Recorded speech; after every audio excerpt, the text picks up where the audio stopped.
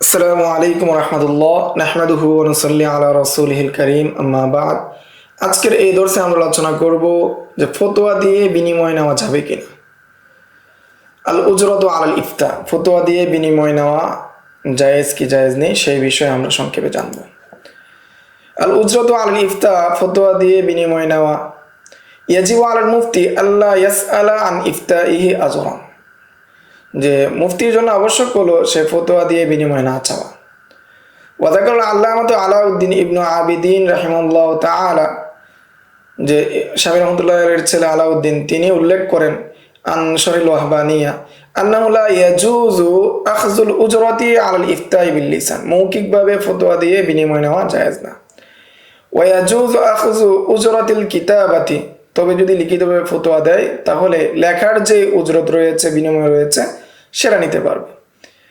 ওয়া মা হাযাল কাফি আন যালিকা আওলা, তবে লিখিতভাবে ফতোয়া দিয়ে বিনিময় না নেওয়াটাই কি উত্তম, সেটা থেকে বিরত থাকাটাই উত্তম। ওয়াকালা নবী রাহিমাহুল্লাহ তাআলা, ইমাম নবী রাহমাতুল্লাহি আলাইহি বলেন, আল মুখতার লিল মুতাসাদ্দি লিল ফাতওয়া আন ইয়াতাবাররা বিযালিকা, যে বিশুদ্ধ মত হলো যে ব্যক্তি ফতোয়া দিচ্ছে, যে ফতোয়া দিবে, ফতোয়ার কাজ আঞ্জাম দিবে, সেটাকে মানে কোনো ধরনের টাকা পয়সা নিয়ে করবে না, বরং সেটা আল্লাহর হস্তে কি করবে, ফতোয়া দিবে। ওয়ায়াজুজু আন ইয়াখুযা আলাইহি রিজকান মিন বাইতুল মাল, এবং তার জন্য এই বাইতুল মাল থেকে কোনো ভাতা নেওয়া বৈধ, রিজিক নেওয়া বৈধ।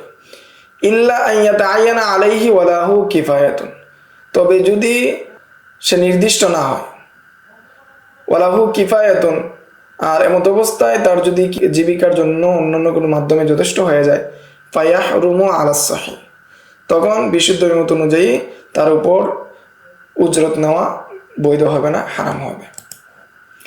সুম্মা ইন কানা লাহু রিজকুন লাম ইয়াজুজ আখযু উজরাতিন আসলান, যদি তার অন্য কোনো মাধ্যমে জীবিকার ব্যবস্থা হয়ে যায় তাহলে তার জন্য উজরত নেওয়া জায়েজ হবে না, বিনিময় নেওয়া জায়েজ হবে না। ওয়া ইন লাম ইয়াকুন লাহু রিজকুন, আর যদি তার রিজিক না থাকে, অন্য কোনোভাবে ব্যবস্থা না হয়, ফালাইসা লাহু আখযু উজরাতিন মিন আয়ানি মান ইফতিহি আল আসাহ কাল হাকিমি, যদি অন্য কোনোভাবে তার রিজিকের ব্যবস্থা না হয়, তারপরেও সে যাদেরকে ফতোয়া দেওয়া হচ্ছে তাদের কাছ থেকে সে কি নিতে পারবে না, কোনো ধরনের উজরত বা বিনিময় নিতে পারবে না, এটা বিশুদ্ধ মত অনুযায়ী। যেমন একজন শাসক, সে যাদের বিচার করা হচ্ছে তাদের কাছ থেকে নিতে পারে না। ওয়াহতারা শেখ আবু হাতেম আল কাজবিনী মিন আসহাবিনা, যে আমাদের একজন বড় ইমাম আবু হাতেম আল কাজবিনী, তিনি এই বিষয়ে হিলা করেছেন। ফাকালা, তিনি বলেন যে লাহু আন ইয়াকুলা, তার এই কথা বলা যাবে, ইয়ালজামুনি আন উফতিয়াকা কওলান, যে আমি বাধ্য তোমাকে মৌখিকভাবে ফতোয়া দিতে। ওয়াম্মা কিতাবাতুল খত্তি ফালা, তোমাকে আমি লিখিত ফতোয়া দিতে পারবো না। ফাইদা ইস্তাজারাহু আলা কিতাবাতিল খত্তি জাযা, যদি সে কি করে ভাড়া করে তাকে লিখে দেওয়ার জন্য, তাহলে জায়েজ হবে। লাকিন লা ইয়াজুজ আন তাতাজাওয়াজা উজরাতা কিতাবাতিল ফাতওয়া আলা উজরাতিল মিসল, উজরতে মিসিলের বেশি ফতোয়ার টাকা নেওয়া কি হবে না, বৈধ হবে না। ফাইন্নামা যাদা আলা উজরাতিল মিসলি ইয়াকুনু উজরাতান আলা নাফসিল ইফতা, কারণ উজরতে মিসলের অতিরিক্ত, অর্থাৎ খাতা কলম কাগজ এবং যে পরিমাণ সময় সে এখানে ব্যয় করেছে, ওই পরিমাণের সময়ের বেশি যদি টাকা নেয় সে, তাহলে সেটা ফতোয়ার বিনিময় হবে। ওহুয়া মামনুন, সেটা শরীয়ভাবে নিষেধ। ওয়াজা ফি দুরুল মুখতার, দুরুল মুখতার কিতাবের মধ্যে এসেছে, ইস্তাহিকুল কাযী আল আজর আলা কাতবিল ওয়াসাইকি কদরা মা ইয়াজুজু লিগাইরিহি, যে কাজীর জন্য কাজী উপযুক্ত, সে কি বিনিময় নেওয়া যতটুকু, সে যে ফয়সালা লিখবে সেই ফয়সালার পরিমাণ অন্যরা যতটুকু নিতে পারে সে ততটুকু নেওয়ার জন্য তার জন্য বৈধ। কাল মুফতি ফাইন্নাহু ইস্তাহিকু আজরাল মিসলি আলা কিতাবাতিল ফাতওয়া, কেননা মুফতি সাহেব লেখার উপর কি নিতে পারে, টাকা নিতে পারে, বিনিময় নিতে পারে। লিআন্নাল ওয়াজিবা আলাইহি আল জবাব বিল লিসান, কেন তার উপর আবশ্যক ছিল সে জবাব দিয়ে জবানের মাধ্যমে, দুনাল কিতাবাতি বিল বায়ান, বরং সে লিখে কি করে বর্ণনা করবে সেটা তার উপর আবশ্যক ছিল না। ও মা যালিকাল কাফি আল কাফু আউলা, এতটা সত্ত্বেও সেটা থেকে বিরত থাকা উচিত। আল্লাহু আলাম, আল্লাহ তাআলা এই সম্পর্কে অধিক জ্ঞাত।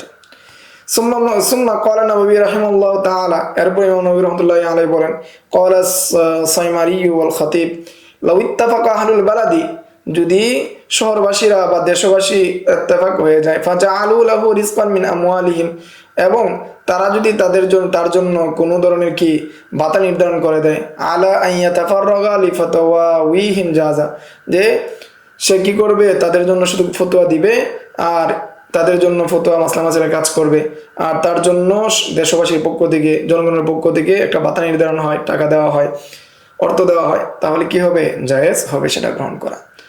আম্মাল হাদিয়া, তো আর হাদিয়া, ফাকাল আবুল মুজাফফর আস-সামাআনি, আবু মুজাফফর আস-সামাআনি তিনি বলেন, লাহু কুবুলুহা বিখিলাফিল হাকিম, যে একজন মুফতি সাহেব হাদিয়া নিতে পারবে, কিন্তু শাসক, হাকিম, বিচারক সে নিতে পারবে না। ফাইনাহু ইলজিমু হুকমাহু, কেননা বিচারক যে সে হুকুমকে বাস্তবায়ন করার জন্য সে বাধ্য করে। قال أبو عمر ينبغي أن يحرم قبولها إن كانت رشوة على أن يفتيه بما يريد, যদি উচিত হলো সেটা হারাম হওয়া যদি সেটা তার ইচ্ছা অনুযায়ী ফতোয়া দেওয়ার ক্ষেত্রে রিশওয়াত হয়, ঘুষ হয়। কামা ফিল হাকিমি ওয়া সাইরি মা লা ইউকাবিলু বিআইওয়াজিন, এমনিভাবে হাকিমের ক্ষেত্রেও সাইরি মা লা ইউকাবিলু বিআইওয়াজিন, যেটা কোনো বিনিময় ছাড়া নেওয়া হয়, কোনো বিষয় ছাড়া নেওয়া হয়, যে কোনো ফতোয়া দিচ্ছে বা বিচার করছে তার পক্ষ থেকে, এই জন্য সে কি নিচ্ছে, টাকা নিচ্ছে, এমন যদি হয়।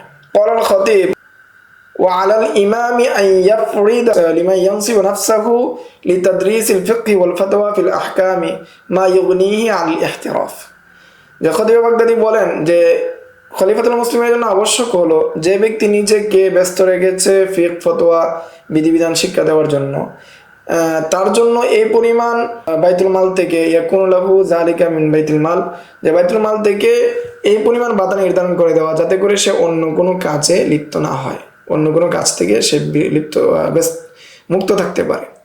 সুম্মা রাওয়া বিইসনাদিহি আন্না উমর ইবনে আল খাত্তাব রাদিয়াল্লাহু তাআলা আনহু আ'তা কুল্লা রাজুলিন মিম্মান হাযিহি সিফাতিহি মিআতা দিনারিন ফিস সানা, এরপর তিনি বর্ণনা করেন তার নিজ সনদের মাধ্যমে উমর ইবনে খাত্তাব থেকে, যে উমর ইবনে খাত্তাব রাদিয়াল্লাহু তাআলা তিনি এরকম ধরনের যারা ফিকহের সাথে যুক্ত ছিলেন, মানুষদেরকে শিক্ষা দিতেন, উস্তাদ ছিলেন, কাজী ছিলেন, তাদেরকে তিনি প্রত্যেক বছরে 100 দিনার দিতেন, 100 দিনার তিনি তাদেরকে দিতেন। এই ছিল যে ফতোয়া দিয়ে বিনিময় নেওয়া যাবে কিনা, উজরত নেওয়া যাবে কিনা, জবান দিয়ে নেওয়া যাবে না, জবান দিয়ে ফতোয়া দিলে, আর লিখিত দিলে শুধু খাতা, কলম, কাগজ এবং সময়, এইটার উপর ভিত্তি করে যতটুকু টাকা এতটুকু নেওয়া যাবে, এর চেয়ে বেশি নেওয়া যাবে না। তো আজকের দর্স এই পর্যন্তই। আসসালামু আলাইকুম ওয়া রাহমাতুল্লাহ।